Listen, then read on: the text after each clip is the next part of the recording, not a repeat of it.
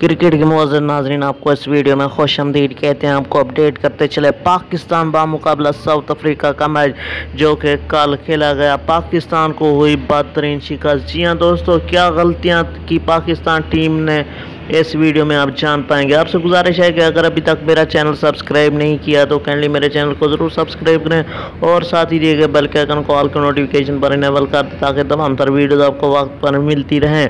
जी हाँ दोस्तों, आपको तफसील की जान ले चलते हैं, आपको अपडेट करते चले। पाकिस्तान की सबसे पहले तो बैटिंग लाइन भी बिगड़ चुकी है और दूसरी बात करें तो बॉलर्स भी कुछ अच्छा स्कोर करने में कामयाबी हासिल ना कर पाए। जी हाँ दोस्तों, बॉलर्स को ऐसा धोया साउथ अफ्रीकन बैट्समैन ने कि पूरी दुनिया हैरान रह गई। जी हाँ दोस्तों, पाकिस्तान की ये चौथी शिकस्त है।